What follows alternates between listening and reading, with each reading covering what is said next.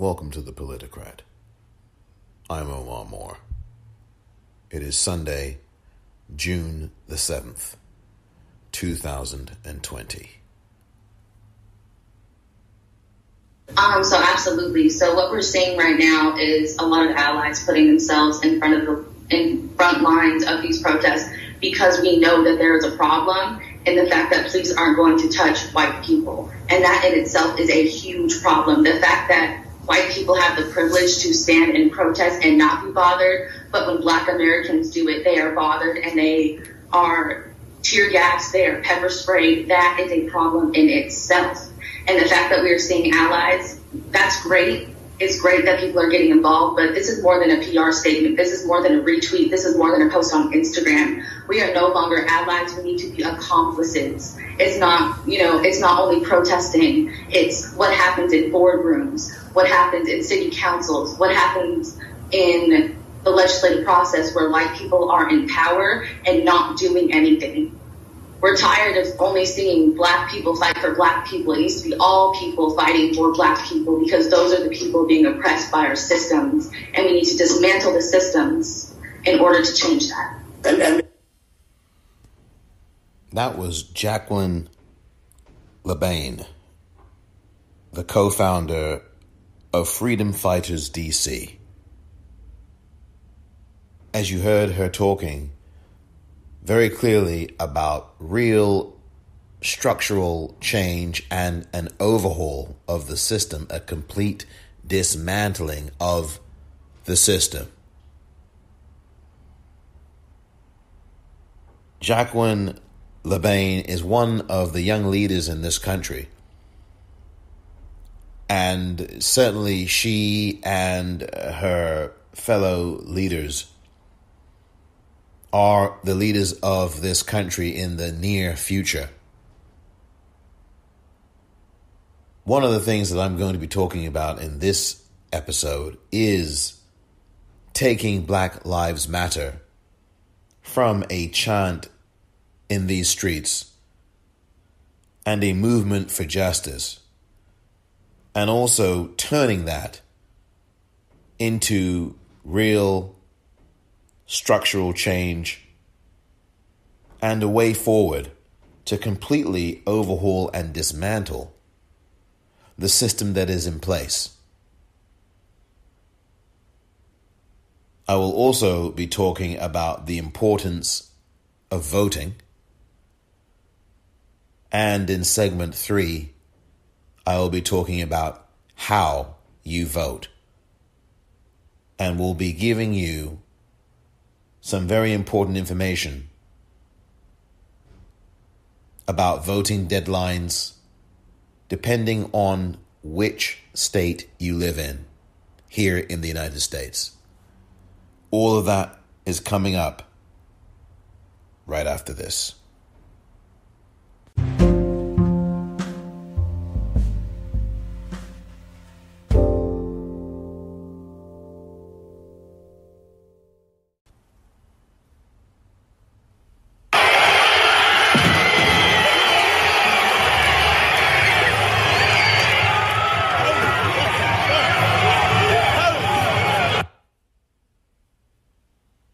That was Bristol, England, earlier today.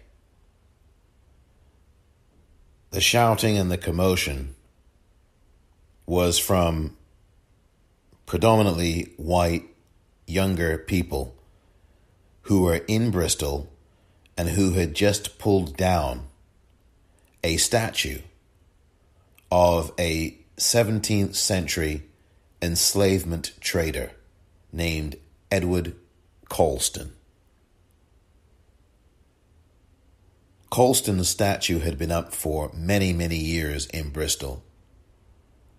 And there are other landmarks in Bristol that have been the subject of discussion for removal.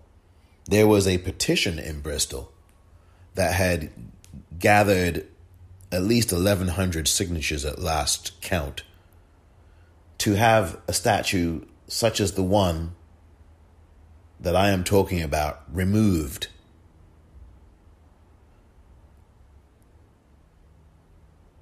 you may have heard a voice in the background, and here comes a language alert for those of you who do not like foul language.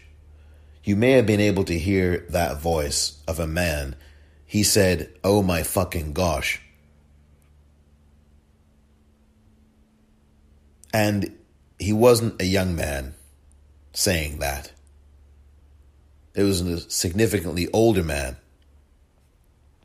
in the crowd. And I noticed as I played that and watched the video of it, there were white kids, youngsters, students, jumping up and down on top of that statue that had been pulled down. Edward Colston was a white enslavement trader. He was somebody who literally bought and sold black people as property during enslavement in England. And now you have a younger white generation has come along and has said enough of all of this. It goes along with what Jacqueline LaBaine said in the clip I played to start this episode. But the challenge now must be to continue doing things like this. Liverpool is certainly a place in England where there should be a load of landmarks taken down. Penny Lane was a place where there was enslavement trading of black people being bought and sold as property in Liverpool. Liverpool was the major port of enslavement in the United Kingdom. There is the International Slavery Museum in Liverpool, and I urge you, whenever you feel comfortable traveling again, and whenever this quarantine has finally ended, you know, the one where you're supposed to self-isolate for 14 days if you travel to the UK from anywhere, with some exceptions, of course. When all of that is over with, when this pandemic has significantly died down, because we are in the midst of a pandemic and people are literally risking their lives. But when this pandemic, maybe a year from now, maybe a year or two from now, has died down, I recommend you travel to Liverpool to see the International Slavery Museum. Visit that museum. You will learn a lot about the UK and particularly about Liverpool and the huge role it played in the enslavement of black people, the huge role it played in the transatlantic enslavement trade.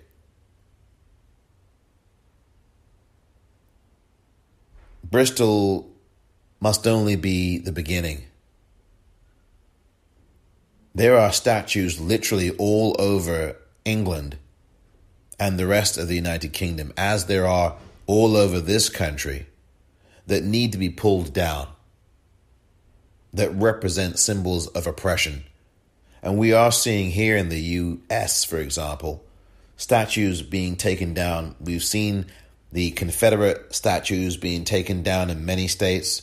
We've seen that over the last 5 or 6 years. And that continues.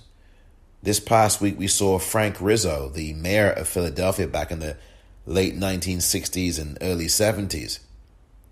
He was also a police commissioner as well.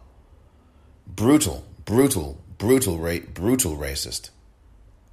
A brutal person and a racist to the core. We saw his statue in Philadelphia taken down last week.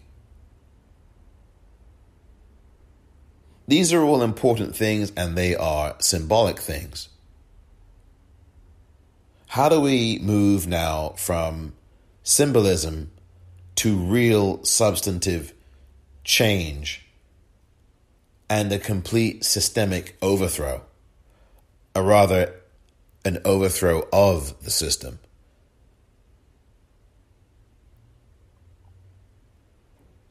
we all have a role to play. We all have a role to play. Many of us, including myself, are hesitant to join mass protests at this time. And it's quite simple. Because the coronavirus is still very much a part of the reality, not only here in the United States, but all around the globe. And kudos to all of those people, young and old, who are risking their lives, literally, to be in crowds of tens of thousands of people. There have already been published news reports about people coming down with coronavirus from these protests. A small percentage of people, but a percentage nonetheless. We are living in the United States, in a country where right now, 1,000 people a day are still dying from coronavirus. I have no reason to make any of this up. It's all documented. It had been announced also on CNN over the last 3 nights. 1,000 people a day in the United States, as of this day, June the 7th, 2020, and over the last few days, prior to this day, are dying from coronavirus in this country. Every single day, 1,000 people. Numbers are spiking here in California because, of course, all of these states have opened things up when, as far as I'm concerned, it was far too early to do so. And now you're seeing these cases go up again. And so you're seeing these protests all over the country, which I support 100%. I would literally be out there marching as well, had it not been for this pandemic. Now, just because I'm not out there marching, that does not mean that I do not care. Just because you're not out there marching, just because you may not be out there marching, it doesn't mean you don't care.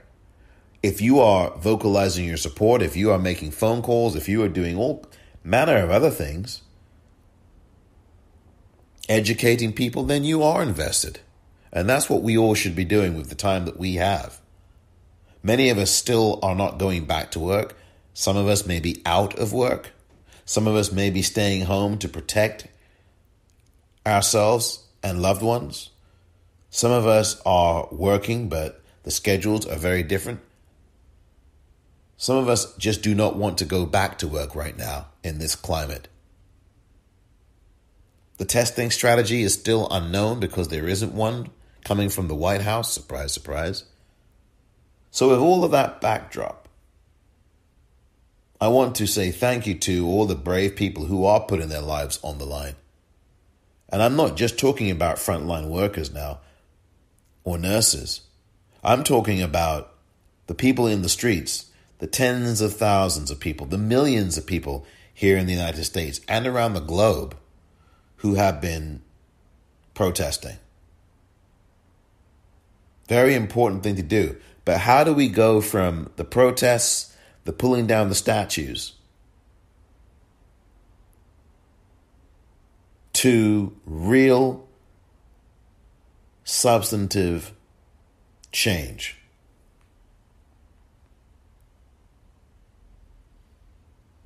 This younger generation is not playing around. And I don't think they're going to settle for just a conviction of 4 officers. This is bigger than 4 killer cops in Minneapolis killing George Floyd. This movement, quite frankly, has eclipsed that. This movement is about real structural change and about a systemic, an overhaul of the system, a dismantling of it, as Jackie LaBaine said. And you can follow her on Twitter at Jackie, Jackie, LaBaine, Labayne. One of the leaders of the future and one of the leaders of now. Was very impressed with what she was saying. And again, I'm not, let me just say I don't want to sound like I'm patronizing, and it may come across that way. I'm simply saying that her words are what we must adopt, all of us, young and old. Because it is clear that there is a segment of the white community who has had enough of this. And that is the segment that you are seeing in these streets. Some of these demonstrations are overwhelmingly white. Many of them under 50, most of them under 50, but there are a sizable number who are over 50, who are very serious about this. There are white people who are playing their part, but again, there's still so many white people in this country who are not. They need to wake up because the world is passing them by. How do we get from the protests, which are very important? It's the only reason why anybody is doing anything. Governor Cuomo offering all kinds of legislation and police reform. Governor Cuomo proposing bills where people like Amy Cooper, the Amy Coopers of the world, would be punished and jailed for making phone calls that had racial connection. That would be charged as a hate crime, punishable up to for at least at the minimum 1 year behind bars. Now, these are all good things and they're a start, but this movement is looking for something a whole lot more than that, and they will not stop. And it is important, and it is up to us to support them. Let them know that you are with them. But even more than that, do the small things you can do every day. If you have access to the internet, a laptop, make sure that you spread the word. Educate people. If you have a smartphone, text people, your friends, your family. Educate them. Because Black Lives Matter is a very important movement. And the call, Black Lives Matter, the chant, Black Lives Matter, is a chant that means something. But it must also mean that not only do Black Lives Matter in and of themselves, but Black Lives Matter also means that Black people are able to live and subsist and thrive, not just survive.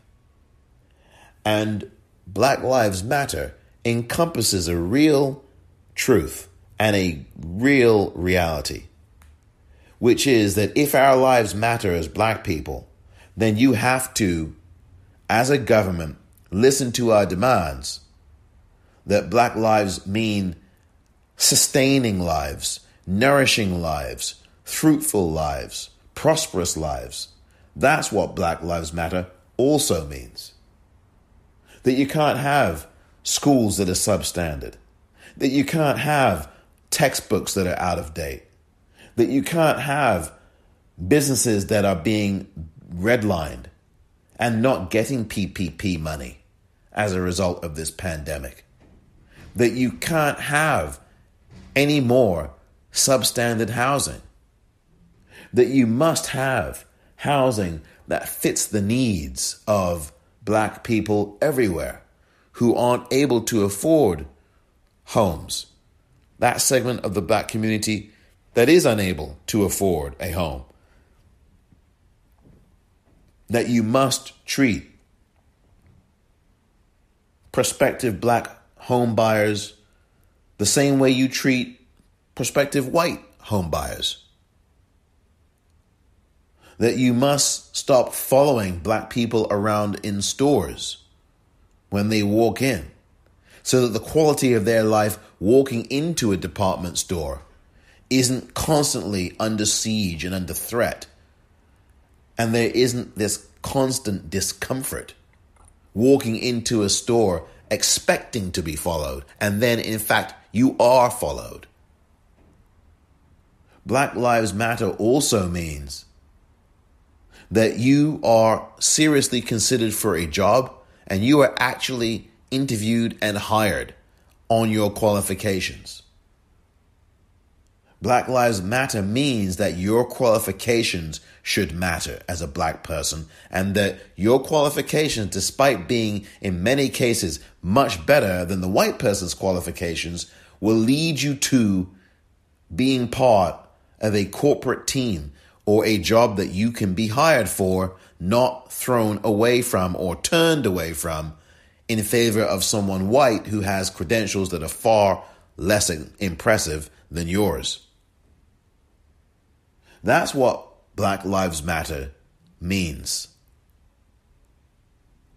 It is not just Black Lives Matter as it pertains to the police or any white person who would dare brutalize or kill us, Ahmaud Arbery, Renisha McBride. It is about a full existence of our lives, a recognition of our humanity. These are the things that must be called for. And when you verbalize the things that I have just verbalized, you are inherently talking about and implicating a system. This is the call that must also be amplified, not just by the young people who are really being the foot soldiers out there, but also and mostly by the older people out there, particularly the older white people out there. We all must get involved in pushing for this so that we do have an America and we have a world where black people are treated with respect, their humanity is recognized and respected, and their existence and their will and right to live is augmented to the same levels as a white person's will to live and existence is exalted to. That is really what Black Lives Matter is. And when you point those things out, what you are pointing out is the need for real systemic changes. We don't need the statements by the corporations, by the McDonald's who looted a whole lot of money out of that small business program, by the way. We don't need these corporate companies making these cute little press release statements. We don't even need the NFL and Roger Goodell telling us that we stand against systemic oppression of black people. What Roger Goodell has to do in the NFL is hire more black head coaches. What Roger Goodell in the NFL has to do is give more black people opportunities to own NFL franchises. What Roger Goodell has to do is put a whole lot more black people in the NFL's positions of power. And I'm not talking about on the field, I'm talking about in the boardrooms. What all of these news media companies have to do is transform a lily white journalism newsroom into a newsroom that reflects America and the world by hiring more black people into not just journalistic spots on TV or behind the camera, but in decision-making positions, in the decision-making positions. A demand must be made upon them too. That's what Black Lives Matter also means. That black people are visible in positions of power, either in front of or behind a camera, but particularly behind a camera, in the boardrooms, in Hollywood. The demands must be made of Hollywood executives, the white male executives typically, who must start to cede their power. Serena Williams' husband did this on Friday, just last Friday, just a couple of days ago. He made a decision, and I don't know if Serena Williams spoke to him about it. I'm sure that they consulted. I would be 100% sure of that. And maybe Serena Williams did talk to him. But Serena Williams' husband, his name is Alexis Ohanian, on Friday announced that he was resigning from the board at Reddit. He was, I believe, a co-founder of Reddit. And he announced on Friday that he was resigning. And not only that he was resigning, that he was also encouraging the board to hire somebody black to fill his position. This is what systemic change is. When white men give up their privileges and power and start to say, hey, look, you know what? This rodeo is over for me. I'm going to give up my spot and recommend that you put somebody black here. Because I've had my time. These boards are controlled almost exclusively by white men. And it's going to require white men to step up and do the kind of thing that Alexis Ohanian did. This happened in a movie role situation a few years back. Ed Skrein, an actor who was going to play a Japanese character, a famous Japanese or Chinese character in some kind of comic book movie. I forget which it was. And he decided, no, I'm going to give up that role. And I'm going to give up whatever, the $7 million payday or $10 million that he was going to get for playing that role. And he said, no, I think that there are actors who are actually Asian who would be much more suited to playing the role of an Asian character than I as a white man would. And therefore, I'm stepping out of this role and I recommend someone Asian. And lo and behold, they hired somebody Asian on the Hollywood film production. That is the kind of thing that white actors have to do. Male and female. No more of this ghost in the shell Hollywood stuff.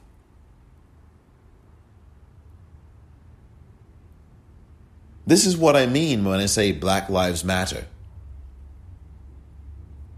Banksy, the artist, said just a couple of days ago on Instagram, this is a white problem. Racism is a white problem. And it is up to white people to fix it. CNN echoed that refrain as well. I'll play a couple of clips of that. Or at least one clip of it. Maybe. Well, maybe not. I mean, I don't really have the time. But the refrain is that it is white people who will have to do this heavy lifting. The systemic change is making sure that we do have black people living healthier lives, and you do that by ending discrimination against them. You do that by ending the building of bus depots in their neighborhoods where toxic chemicals are spread through the environment. You end it by ending the building of stadia and arenas in their neighborhoods where you've got all this traffic coming in and out, all this pollution going by. All these cars in your neck of the woods that are putting out this poisonous gas into the atmosphere. You end it by building them real housing, not housing where people are crammed in to small spaces. All of these properties that you see building up and being constructed in your neighborhood, in a big city in the United States,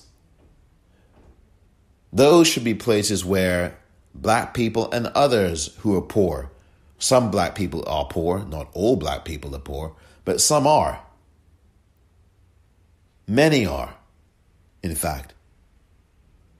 And these big skyscraper buildings that are being put up for some office space or for some rich millionaire, these contracts must be going instead to build housing and give space to those who need it. That's why this coronavirus, one of the reasons it's been killing black people more than anybody. We need space. We need to breathe. That is what Black Lives Matter is. Systemic change comes when you challenge the institutions. It's not just about policing. We don't need reforms like little tinkering around the edge. We need a complete destruction of the system. People say defund police, and that is the right call. We've been defunding education. We've been defunding job training. We've been defunding schools and textbooks. We've been defunding health. We've been taking all kinds of things out of healthcare. And we're privatizing it. But defund the police, and now that's strange? Really? That's a strange thing? We've got all this armament, all this military gear, tanks. And what good has that done? It's wasteful spending. That's what I mean by Black Lives Matter. We need to change the system of completely. We need to get rid of it. We can't have a system that continues to brutalize one group of people. We can't have that. That is not a society. That is a totalitarian police state, which is what America has been for a number of years. Systemic change means that on Wall Street, you have a system where traders who are black and companies that are black get represented on these boards, on these Dow Jones indexes, where you have black businesses flourishing. They get the money they need, the capital they need, like white businesses do. Real systemic change is having in schools a curricula that promotes and pushes Black history, African history, and celebrates accomplishments. Black Lives Matter means that the lives of black people are represented in history throughout the United States, where we have statues of W.E.B. Du Bois, statues of Malcolm X, statues of Fannie Lou Hamer, statues of Shirley Chisholm, statues of Barbara Jordan, statues of Angela Davis, statues of Ida B. Wells.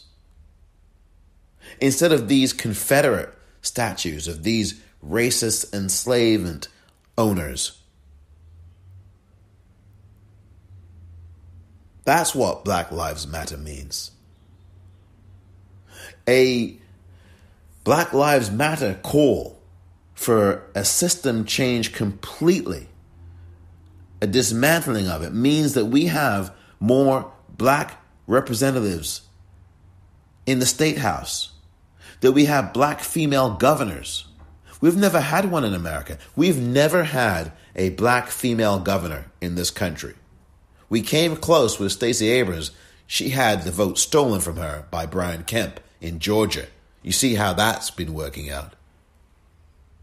We've never had a black female governor in this country. Never.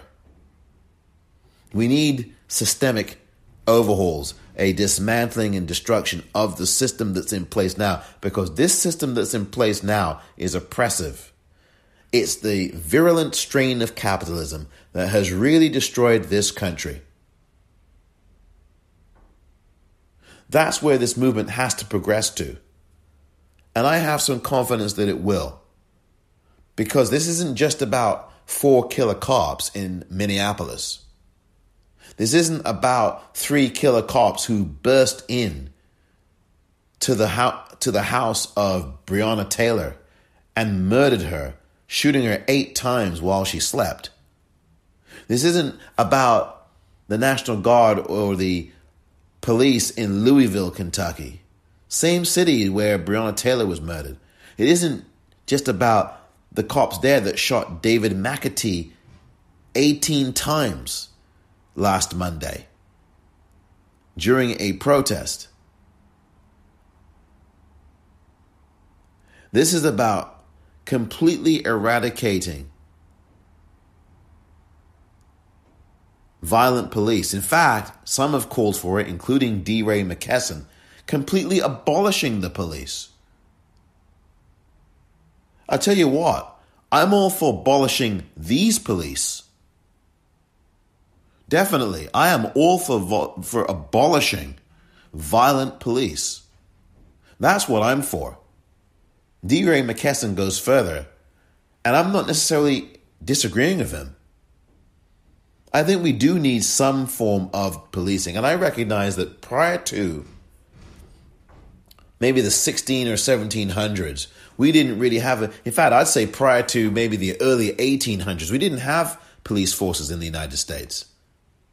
We didn't. The Klan was certainly fomented in the 1800s,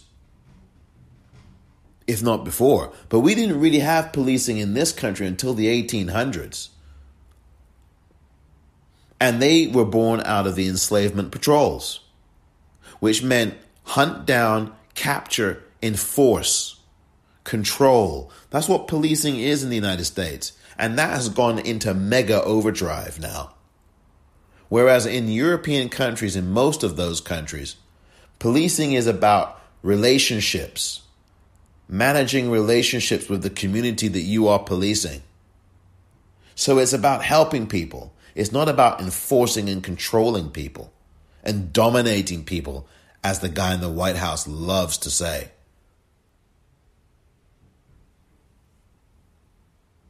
Black Lives Matter means a whole lot more than just chanting it. And I'm glad that people are chanting it. I'm glad that white people are chanting it. But there are bigger steps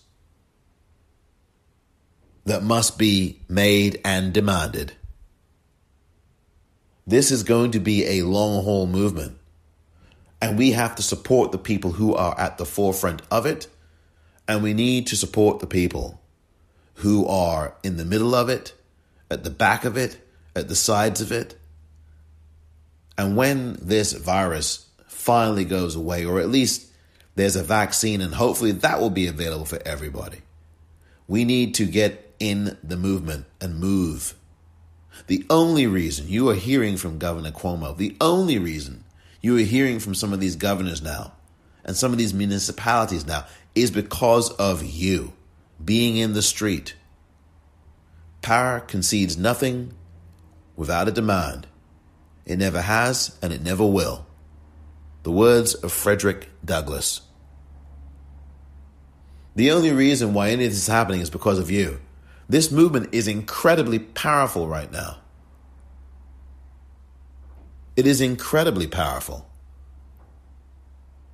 And I don't know if this generation that's coming up realizes how much power they have right now. How much power you have right now to get involved in this. If you can. In some way, shape, or form. That may mean getting on the telephone and calling senators, calling governors' offices. This is an election year after all. You saw what happened to the mayor of Minneapolis yesterday when he said that he would not defund the police. He got booed. And not only did Jacob Frey, the mayor, who up until now, the mayor of Minneapolis, had been very good and very outspoken about what he thought about these 4 killers who killed George Floyd almost 2 weeks ago now. He made it very clear how he felt. But not only did this crowd in Minneapolis boo Jacob Frey, the mayor of their city, they told him to leave. They told him, get out of here. And that's exactly what he did. He left. He literally left. He walked out of there. People heckled him. People booed him. I was waiting for the tomatoes and vegetables to come flying at him. The tomatoes and the carrots and everything else. And they didn't, but people were not happy with him. And again, this was a majority white crowd that I saw, that I could see on the video that I saw. People are not having this anymore. And whether it's because they've been cooped up for 3 months, whether it's because the stimulus money that they got was not good enough, whether it's because they still don't have the stimulus money, whether it's because of all kinds of things that are going on, especially with the guy in the White House. People have had enough of all of this.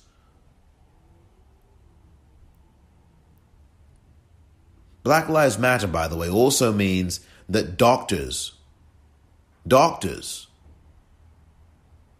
are not looking at black people and saying, oh, well, you'll be okay. This isn't really as serious as you say it is.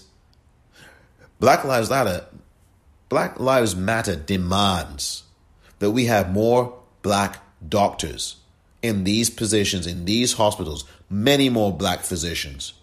They're out here who make these key decisions so that we're not having white doctors or other doctors make decisions based on their racial animus, their racism, which then costs a black person their life. If Black Lives Matter, then those doctors have to behave as if they do and make sure that they do matter by treating black people's conditions with health very seriously. And if Black Lives Matter, then there has to be Medicare for all, something that I think Joe Biden really should look at now. I know he's dug in on this principle of, oh, no, I think the public option's great. But I think Joe Biden makes a mistake with that kind of posture. Speaking of Joe Biden, the next point and the next part of this episode is about the importance of voting and also the importance of voting for particular types of people and offices. That's next.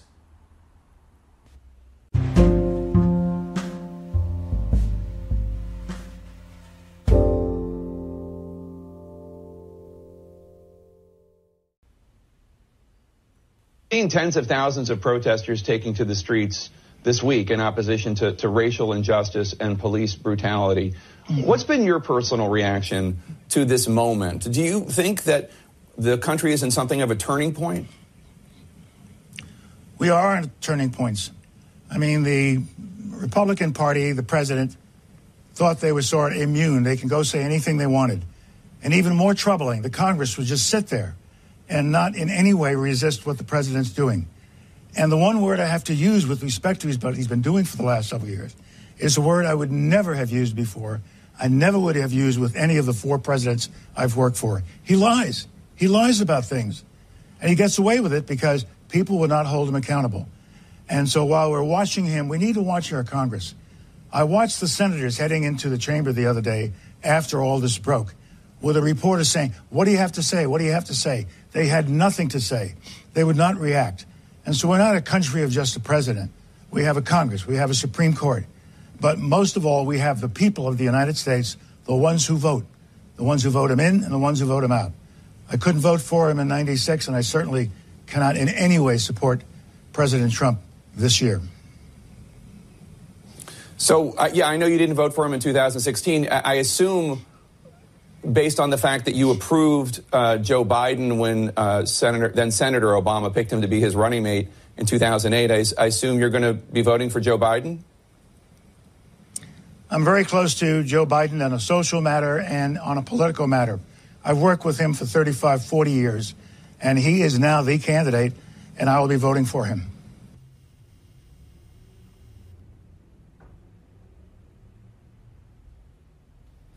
Why is it so important to you that President Trump not be reelected?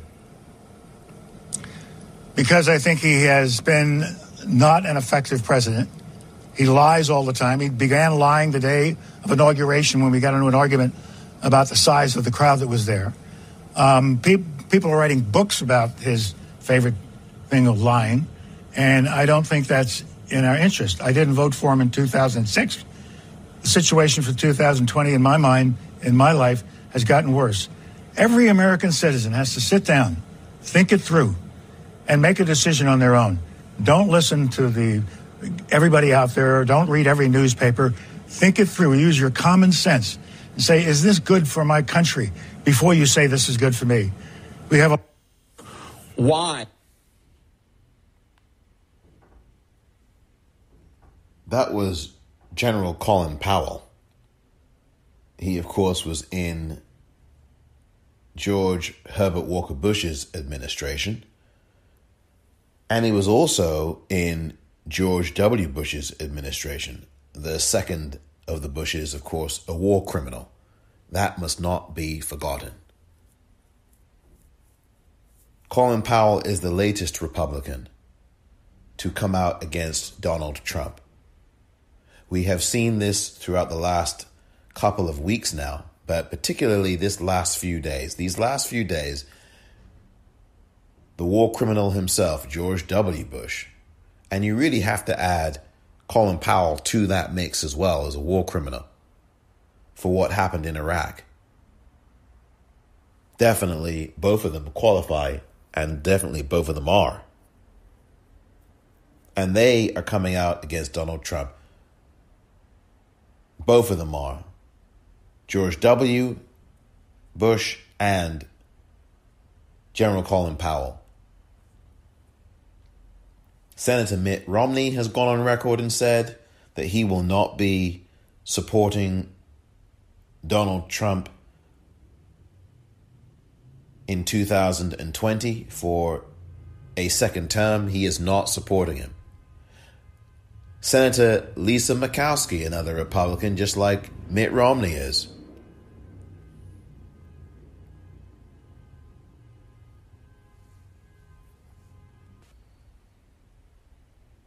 For the better part of 2 years now, Republicans more and more are coming out against Donald Trump.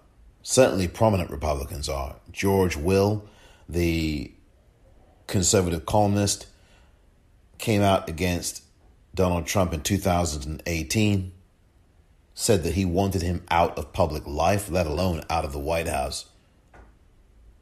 We've seen Joe Scarborough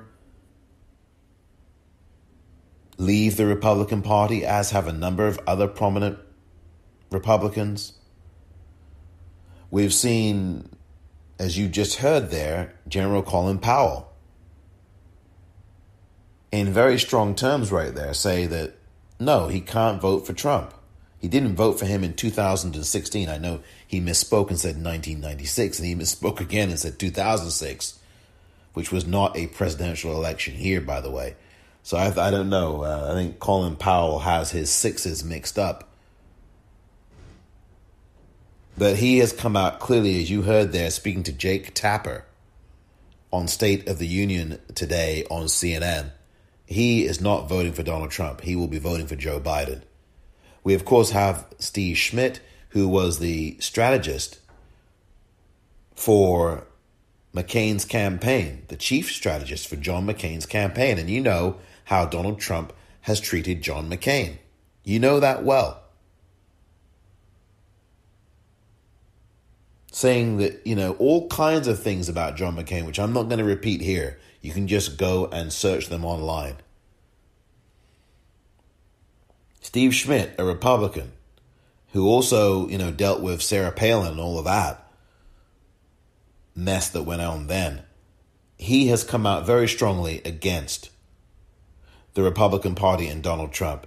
And I can go on and on. I can list many other prominent Republicans, the Lincoln Project, of which I think Steve Schmidt is connected with, George Conway, Rick Wilson. All of these are Republicans. And they are not voting for Donald Trump. They're voting for Joe Biden. All of them. The question is, what about you? Are you voting for Joe Biden? What about any of you who are Republicans? Are you voting for Joe Biden? Because at the end of the day, quite frankly, it does not matter whether war criminals like George W. Bush or Colin Powell come out and say they're not going to vote for Donald Trump. That doesn't matter. I mean, that's important in the sense that, okay, it shows the world that there are these prominent Republicans who are not voting for him. Senator Mitt Romney, Republican, of course, he's the only Republican senator who acquitted Donald Trump on abuse of power in his sham impeachment trial 3 months ago. He's the only Republican senator who stood with Democrats and said he's guilty of abusing his power.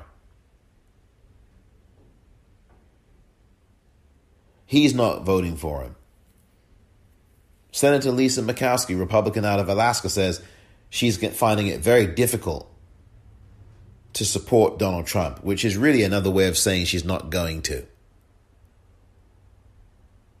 Because there's nothing that Donald Trump is going to do between now and November that I think is going to turn it around for anybody, let alone Senator Murkowski, who, by the way, is not up for re-election this year, to the best of my knowledge.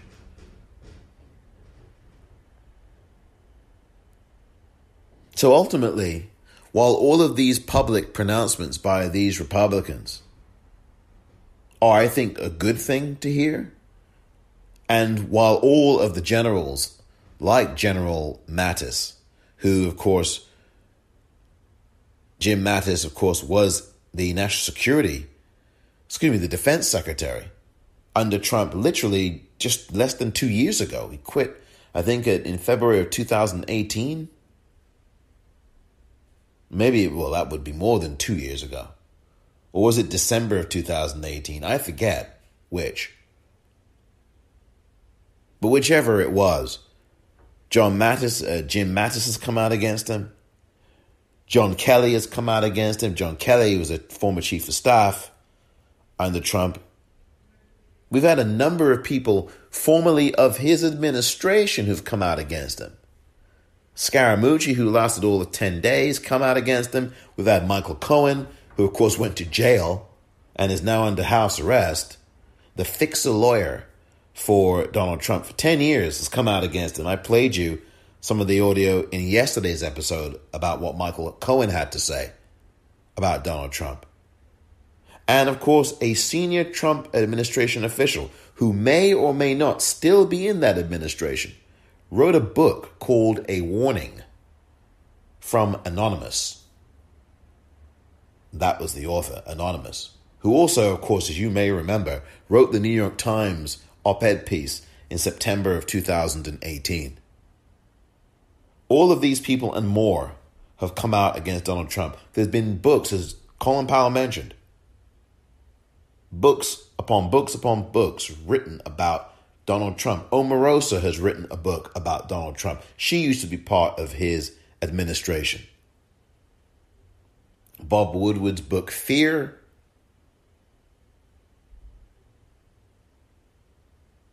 The book from Michael Wolff that was called Fire and Fury, detailing a narcissist and incompetent. Rex Tillerson has come out against him. Rex Tillerson used to be in that administration as a Secretary of State. So many people who are Republicans who've come out against him prominently. If you are a Republican, what about you? All over this town here in San Francisco, and by the way, don't be fooled by San Francisco. It is not that hippie-loving town that it used to be in the 70s and the 80s, even into the 90s. San Francisco, like every city in this country called the US of A, like every city around the world, has become gentrified. But even now, in this land of gentrification, there are many F Trump signs around. Some of them in the neighborhood that I'm in. And this is an affluent area. And there are F Trump signs around. Oh, I'll just say it. Fuck Trump signs. In people's windows. Black Lives Matter signs in people's windows. White silences violence signs in a white neighborhood. In their windows. People have had it. The question is, have you had it? Have you had enough of this nightmare?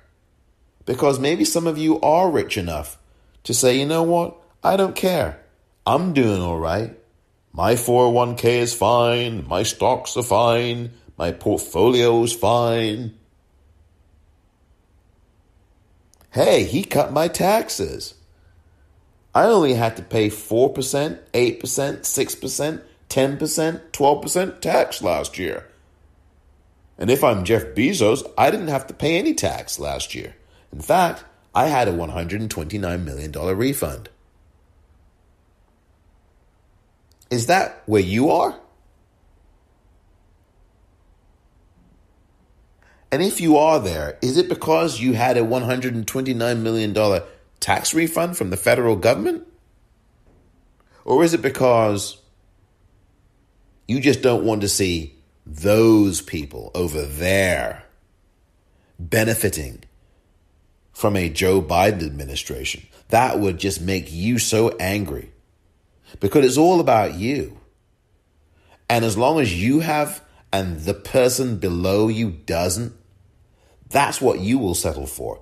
That's what makes you happy because you have a deficit in your heart, in your soul.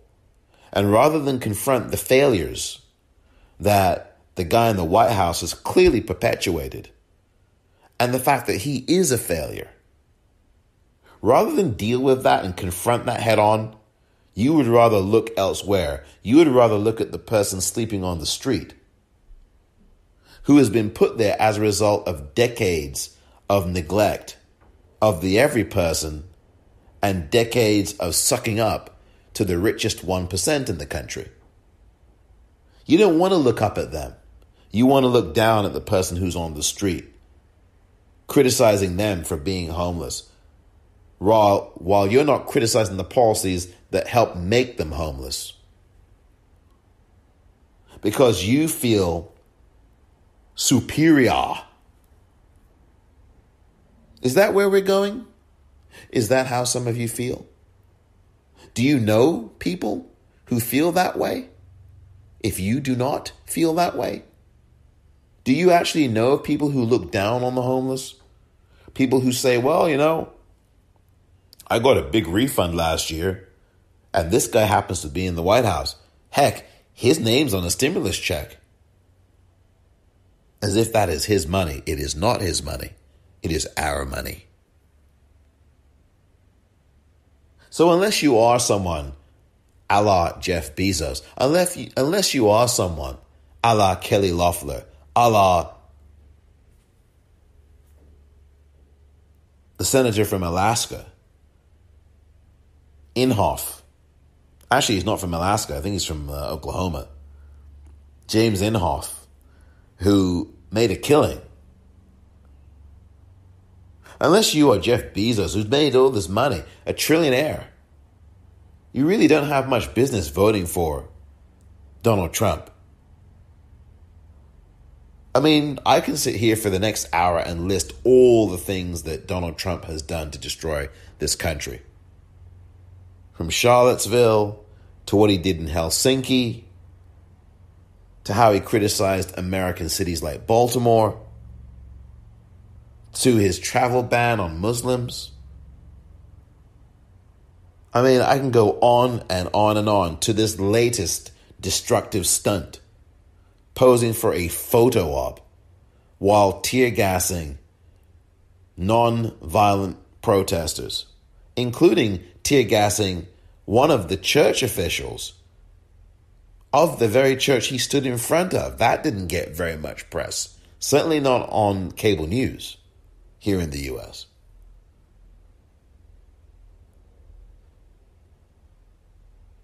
Are you going to use the common sense that the war criminal of all people, General Colin Powell, just indicated in that audio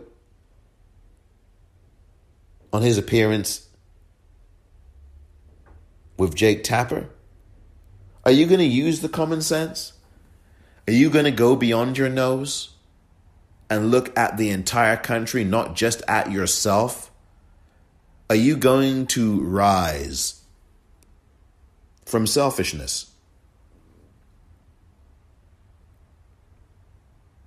And then vote for the country, not just for yourself? Are you going to vote all the way down ticket? If you want these systemic changes, if you are allied with Black Lives Matter, if you believe that Black Lives Matter means Black Lives Matter and also means the enrichment of those lives, not just to live, but to thrive in living, where you have a society that treats Black people with respect, does not discriminate against them, gives them clean water to drink in Flint and elsewhere, in Newark, gives them sustenance, gives them a completely different renewed lease on life, and does not discriminate against them or deny them job opportunities and provide for them to actually live those lives and not just survive in those lives, then you will want to look at voting down ballot, because mayors are the ones who select police chiefs. In most cases, they are appointed positions. Some of them may well be, like sheriff, may be a position that you have to vote for. Certainly is here in San Francisco. But that's why the down ballot, not just the presidency, is important. Senate is very important because, of course, if you want to see changes in the Senate and you don't want 650 pieces of legislation that the House has passed since the beginning of 2019 to continue lying on the desk of the majority leader, Mitch McConnell, then make sure you vote him out in Kentucky. Make sure that you do vote for 4 Democratic senators, because that's all that is needed to take the Senate back and put it in Democratic hands. Make sure that if you do that, a net gain of 4 seats on the Democratic side will have you a majority Democratic Senate with a majority leader who is Democratic. It will probably be Charles Schumer. And then we can finally get done the things that we need to get done in this country that will affect your life in a very real way. Ask yourself, have you really seen this country change for the better since the beginning of 2017? Have you really seen America change for the better? And what does change for the better mean for you? Make America white again? Make America worse? Because that's exactly what he's done. Donald Trump has made this country worse. Much worse. He's destroying it. And maybe that sits well for some people listening to this, but it should not and does not sit well for me, and does not sit well, I think, for the majority of people in this country. Which is why you are seeing all over the country, even in primary races, people like racist Steve King in Iowa being knocked out of the box in a primary. He will not be in government in the U.S. House of Representatives as of January 2021. He will be gone. He has 6 more months in office. He was beaten last week in a primary. Beaten. And beaten soundly. People in Iowa, which is 97% white, have had enough. And if they've had enough in Iowa, which is Midwest, all the way. They've had enough in Iowa. They've had enough in Wisconsin. They've had enough in Michigan. They've had enough in Pennsylvania. They've had enough in Arizona. And I think they've had enough pretty much every single state in this country. You are looking at a landslide for Joe Biden. That's what I'm thinking. You have an economy that stinks. You have 44 million people out of work in this country. You've had people try to fudge the numbers on coronavirus. You've had states that try to make these numbers a lot less worse than they are. You have an undercount in the number of people who are dead in this country from coronavirus it's around 110,000, what we're told. But that number is probably 3 times as much right now. And there's probably between 10 and 20 million people who have come down with this coronavirus. Not the 1.9 million that we are being told. I don't know how, with such a dangerous virus like this that's so contagious, only 1.9 million people out of 328 million people have it? Really? With all this shambolic testing and non-testing and this reopening of states, you're telling me that only 1.9 million people out of 328 or so million people have this virus? I don't think so. You have to vote down ballot, which means every single race that appears on your ballot, make sure you vote. Right down to dog catcher. Right down to dog catcher. Mayors select police chiefs. You have had enough of all this police brutality and killing of black people? This violence that you're seeing? Elderly men being thrown to the ground like rag dolls? Thrown to the sidewalk? It's Gestapo. What you are seeing is Gestapo tactics. You are seeing Gestapo on the streets of the United States of America. You've got people cheering the 57 cowards that quit the emergency response team in Buffalo, but they weren't brave enough to quit the force. Those 57 people are cowards. And you got people cheering them. That's the kind of America you're comfortable living in? You're comfortable living in an America where people are running around with nooses and Confederate battle flags and swastikas? Talking about open up the government? Running around with guns? Going into state legislatures? Threatening politicians, death threat? That's the kind of America you're comfortable with? Really? So you would vote for that again? You want more of that? You want an economic downturn to continue? We are in a depression, a second Republican Great Depression, just like in 1932 under Herbert Hoover. And you know what happened to him in 1932? He got voted out of office in a landslide. FDR pulverized him. And I think, and I'm not taking anything for granted, and nor should you, but I think that this November, Donald Trump will be pulverized at the voting booth all throughout the land. Which is why you are seeing the excuses. Oh, this is rigged. Oh, they shouldn't have vote by mail. Even though he votes by mail, he knows damn well he's going to lose. And that makes him even more dangerous because he will continue to distract you with more dangerous things that he will be doing that will really threaten the survival of this country, including starting a world war or something. Who knows? I would not put that past him. He will do anything to stay out of prison.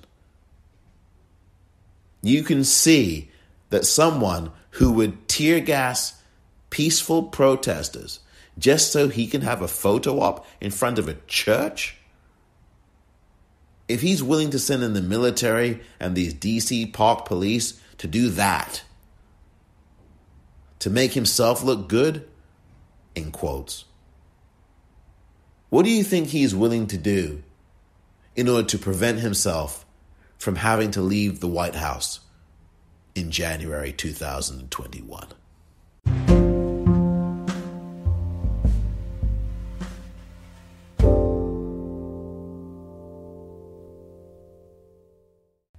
Welcome back. As promised, a few of the states' voting information.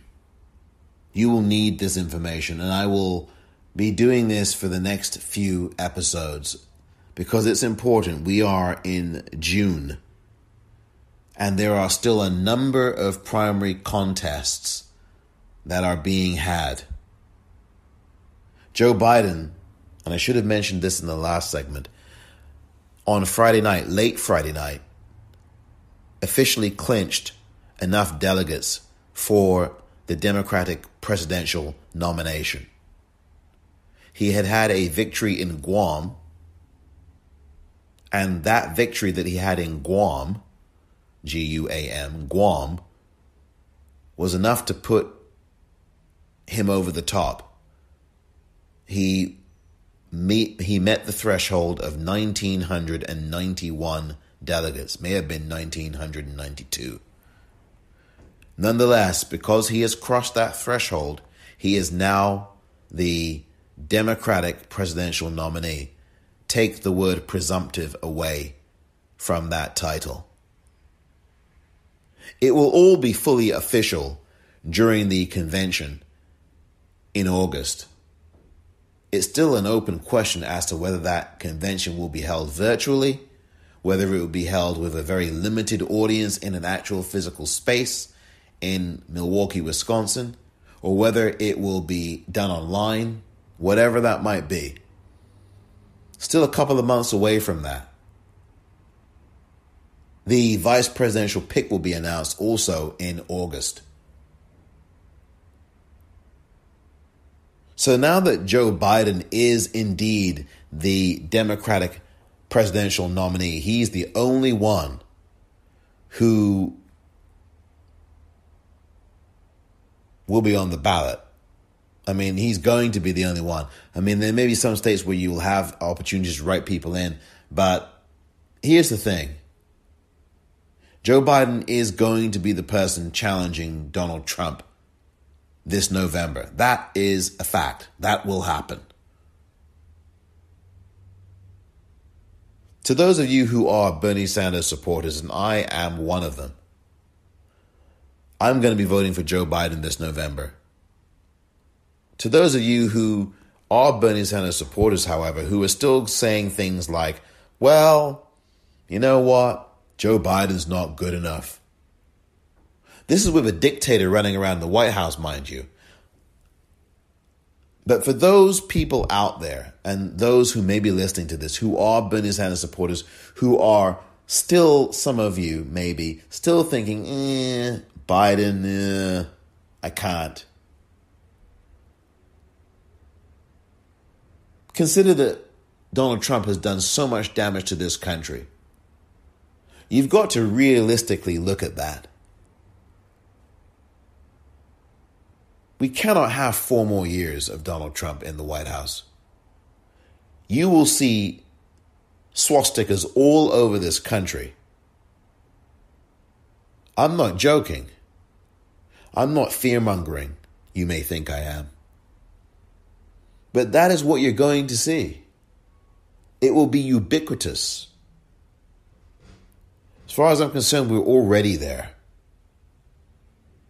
But trust me on this. If you can have people at Bernie Sanders rallies in Arizona just this year, February or March of this year, dangling swastikas from the rafters of Bernie Sanders rally, just this year, and the media practically ignore it, then you can definitely have a scenario by which you have people in neighborhoods around this country with swastikas and Confederate battle flags. Heck, we've seen it in parts of Maine.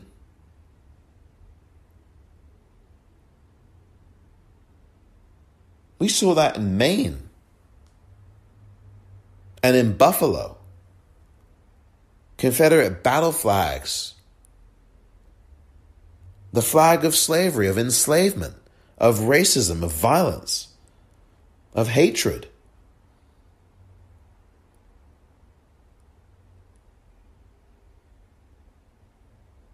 But to those Bernie Sanders supporters who are still thinking, this is your chance. If you have not had your primary yet, meaning if you have had a primary that has now been delayed toward the end of this month of June, June 23rd for a number of you, This is the chance to vote for Bernie Sanders right now, to say thank you to him. I've talked about this before in prior episodes. This is the moment to thank Bernie. This is the moment to consolidate the delegate count for him. It's to influence the platform. Voting really does matter in this country, because if it didn't, Republicans would not be constantly looking for ways to steal your vote from you. Republicans would not be stealing your vote. Republicans would not be stealing your identity and telling you that you don't have a period next to your middle initial, you can't vote. Republicans wouldn't be devising districts that keep them in power even though their party has been voted out. Wisconsin has had enough of all of this nonsense. They voted out one of these arch right-wing Republicans in the Supreme Court of Wisconsin, which is a Republican-controlled Supreme Court. Voting does matter. It really does. And Donald Trump is telling you that voting is rigged. He wants to destroy the institution of voting.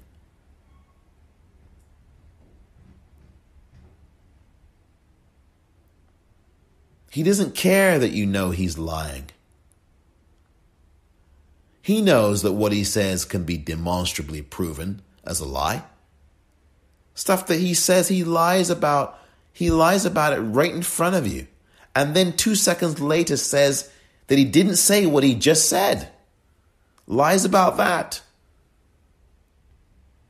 That's what dictators do. Dictators behave on a whim. They change their minds, they lie, they gaslight. They change policy. One day they say, I've got complete control. And then the next day they say, no, the governors do.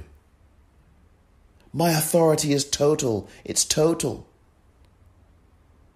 And then the next day, no, the governors do. And then another time it's, you governors are so weak, you're not sending in the military.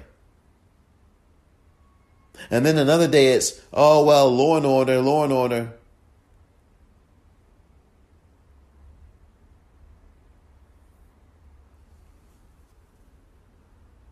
Well, you know how I feel about all of this.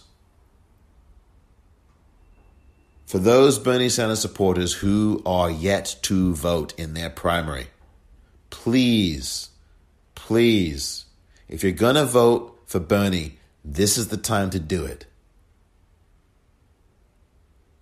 Writing his name in November is not a wise move. Now is the time to vote for Bernie.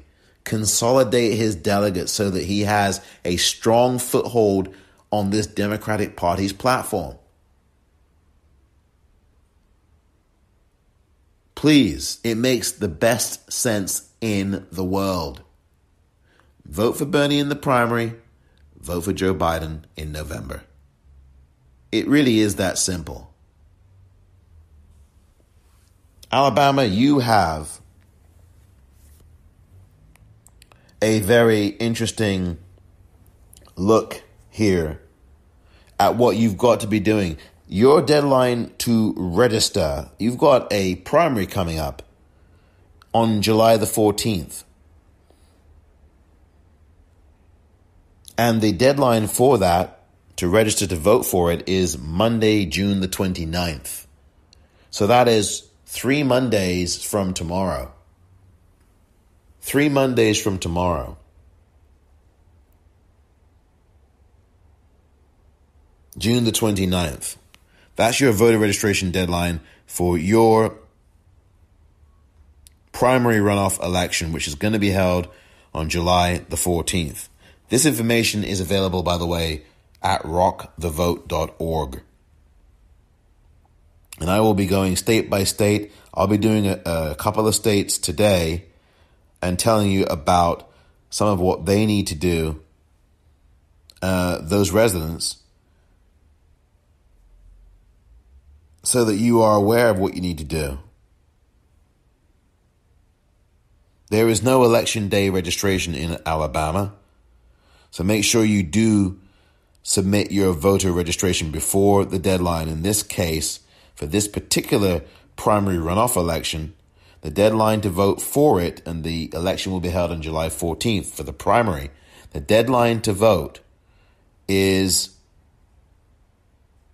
Monday, June the 29th.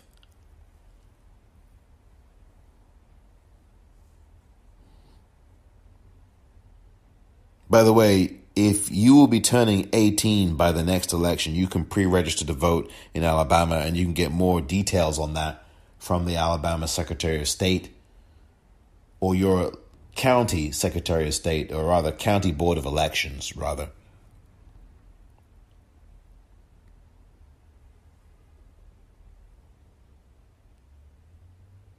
So there you go on Alabama. I think that's very important information. Photo ID, by the way, is required to vote in Alabama. And they do have a very strict voter ID law there. The Republican Party has done this thanks to the U.S. Supreme Court decision in 2013, Shelby versus Holder, which basically said, oh, you black folk, you don't have any more discrimination to worry about in voting because, hey, you've had a black president. That was essentially, by the way, the majority opinion by Chief Justice John Roberts back in June of 2013. We are almost 7 years exactly to the day that he wrote that opinion, which was absolutely ridiculous and insulting and racist, quite frankly. You really should read that majority opinion and then read Ruth Bader Ginsburg's dissent. Absolutely blistering, as it should be, as you would expect from the notorious RBG. But there are some very stringent voter ID requirements in Alabama, and photo ID is required to vote there. For more information, please contact the Secretary of State in Alabama or your local county board of elections. That is Alabama and what Alabama looks like in terms of where you have to go and what you have to do. These are very important situations. And it's good to know this information because a lot of people just don't have the time to go to these websites to look for it. They've got a lot of things going on in their lives. Alaska's primary. If you are living in Alaska and you are listening to this, or if you know people who are living in Alaska, your friends, relatives, please make sure you pass this information on. And that goes for any of the states that you hear me call during this episode and subsequent episodes, because I think this is very important to know. Alaska is having a primary election on August the 18th, so you're still a couple of months away.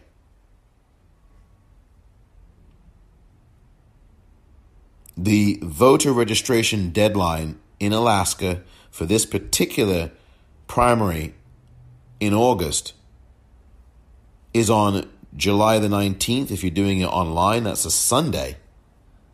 Unusual day, but there you go. That's a Sunday deadline. July 19th, voter registration for that primary in Alaska. Postmarked by Sunday, July the 19th, if you're sending it out by mail. Or fax, if you still use a fax. July the 19th, 5 p.m. Alaska Daylight Time.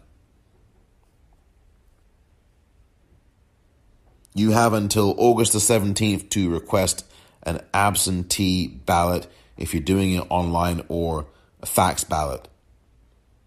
And the deadline to return the completed absentee ballot is August the 28th. That's a Friday. So I'm just going to be doing the elections that concern the primaries right now. I'm not going to be doing the general election yet. That's something I will start to do in the month of, I guess, July. Next month. That was for Alaska. And of course, in Alaska, they have different situations than Alabama does. Every state is different. No election day registration there. If you are within 90 days of your 18th birthday, you can pre-register to vote in Alaska. And so there's a lot of information that you can get about all of this. So again, this comes from rockthevote.org. No excuses needed to vote by mail in Alaska. There are states that require that you have an excuse. This is going to be happening. I won't be able to be here. I'll be out of town, blah, blah, blah. But Alaska is not one of those states. You'll be happy to know if you are living in Alaska. So you do not require an excuse to vote by mail. As for voter ID, photo ID is required in Alaska. So there you go. It's not required here in California. But in Alaska and Alabama, it is. In many states, at least 20 other states. All of these voter ID laws came in after this Supreme Court decision with this ridiculous majority opinion by Chief Justice John Roberts in 2013. And basically, the second after that decision was released in late June, I think it's June the 27th or 28th of 2013, you had all these states, many of them, most of them overwhelmingly Republican-controlled states, putting out these very tough photo ID laws. No accident, believe me. No accident whatsoever. This is the reality. You've really got some people who want to prevent certain of us, black people, brown people, elderly people, Asian people, Native American people, from voting. Arizona has a primary election August the 4th. They even have an early voting period from July 8th through March the 17th, 2020, which I think they've made a mistake on here because you can't go from July 8th, 2020 to March 17th, 2020. That doesn't make sense. Anyway, I'll just say this. Early voting begins July 8th. Put it that way. That might be maybe easier to understand. Deadline to register to vote for this Arizona primary is July the 6th. That's a Monday. The deadline to request an absentee ballot, July 24th, 5 p.m. Mountain Time in Arizona. Deadline to return that ballot, August the 4th, 7 o'clock p.m. Mountain Time. So there you go on Arizona. Voter ID, photo ID is required in Arizona. FYI on that.